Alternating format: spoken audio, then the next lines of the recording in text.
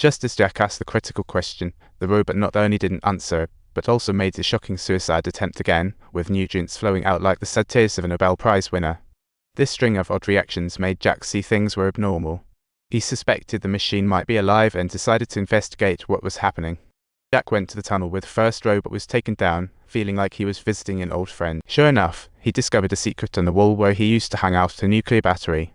There must be some mysterious link between these two deceased robots, because nothing is as simple as it looks on the surface. So he found a cop also craving the truth. They hit it off and decided to embark on a clue-hunted adventure in the bustling slums. Everywhere were abandoned, rusty robots. Even though they still tried to serve humans, they ended up as spare parts. Jack didn't interfere, he just silently. But Claire was a special case, modified for special work, kind of like a street robot model.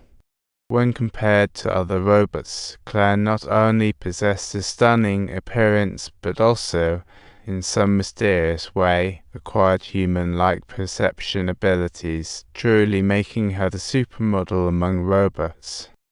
This situation clearly goes against the robots cannot harm humans principle. Clearly, Claire's programming changed. That's a legal issue. They questioned the middleman about who modified her. Naturally, he wouldn't confess. The cop, in his rage, fired a shot, breaking up the talk. Unaware of what was happening, Jack criticized him for being but in fact, all of this was part of Jack's cleverly laid plan. Sure enough, shortly after, the middleman quietly drove off, preparing to maintain Claire.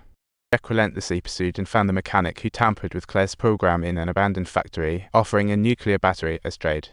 He asked the mechanic to help check the chip of the robot that got shot by the cops.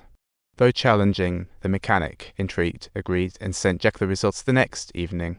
He only received a one-liner, "Your robot has come down from the tree." Jack hurried over, feeling a bad omen brewing. Little did he know every move was being watched by the higher-ups of the company, who intercepted the message immediately. "Please take care of her, sir." Unbeknownst to Jack, when he returned to the deserted factory, he was flabbergasted by the sight. Claire was fixing herself with tools. The mechanic merely put the chip Jack brought into Claire's body and voila currency sign. While they were marveling, the doorbell rang, as if saying homework's back. The mechanic opened the door, saw a kid, and relaxed with no idea what was coming next. "There's another one." Jack bolted like a startled rabbit. As he dashed out, he spotted a car revving up. Without thinking, he jumped in, only to realize it was Claire behind the wheel. Facing the pursuing killers, Claire hit the gas and sped off like she was in a race, eventually zooming into an uninhabited area. They flipped the car by accident but used it to escape. The killers, on the other hand, didn't survive the car-robot tag team. Next morning, Jack remained unconscious. Claire sat quietly, upgrading herself robotically, while also tending to Jack. He summoned 3 robot pals to help save Jack, and after what felt like an eternity, he finally woke up to realize he was being dragged. As he tumbled off the seat, he saw that it was 4 robots giving him an uninvited ride. No wonder he felt like he was being dragged. Jack found himself in a vast desert surrounded by robots who seemed ready to keep going. His heart sank. He hurriedly pulled out his ID to order them to stop, but the robots just shook their heads, resolutely ignoring him. The robots mumbled about taking him to a safe place, but the direction they were headed looked like endless sand. Unwilling to accept his fate, Jack decided to return to the city solo, but collapsed again from exhaustion after just a few steps. When he regained consciousness, it was already late at night. Claire, adhering to robot rules, had stored a bit of water for emergencies. The water was just enough to keep Jack alive, but to prevent him from starving, Claire thoughtfully brought him bugs for breakfast the next morning. But for humans, this was a culinary nightmare. To escape this gourmet experience, Jack devised a plan using medicinal water to distract Claire. He secretly sent out a distress signal, and after doing all that, he obediently continued to follow the robots. When he felt the time was just right, he used the excuse that humans needed to use the restroom and sneakily ran to a corner to fire a signal flare, waiting for it. Just as Jack was getting excited, the cops with backup showed up as if they were divine reinforcements. However, his excitement merely persisted for a single second. The police wrongly believed him to be a traitor, assuming he was providing components to the robots and assisting in altering their programs. Just as the gun was aimed at him, Claire stepped forward, obeying robot rules, and the cop immediately fired a shot. Another robot followed suit and also took a bullet. Claire stepped up without hesitation, as robots had no concept of fear whatsoever.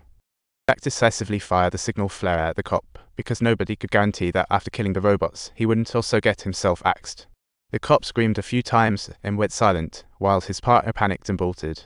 Even when Jack begged him to take him back, there was no response. Yet he stubbornly rejected Jack's pleas, abandoning the only means of transportation. Jack realized his situation was growing dire. Jack again lowered himself and implored the robots to take him back, but they were too busy dismantling the body to pay him any mind. "What are we doing? What are you doing? Oh my God!" But after venting his emotions, he turned around to find the robots slowly giving up on him and coldly. Jack was engulfed in panic again. Knowing he couldn't escape this desert alone, he had to stay with them for a chance of survival. Gathering his courage, Jack chased after the robots, thinking of his pregnant wife waiting for him back home, making him even more anxious. Claire tried to reassure him that they'd reach their destination tomorrow, where there were guides and vehicles that could take Jack home. The next morning, Jack eagerly began to stretch and warm up, like he was getting ready for a stage performance. Soon, they finally saw the destination of the robot's journey, and even more excitingly, the legendary mechanic was about to make a grand entrance. But when Jack unveiled the Vanguard underneath the cloth, his heart sank. The so-called pioneer turned out to be just another robot that would never achieve self-awareness. We'll be sharing more fun content with you, so don't forget to subscribe.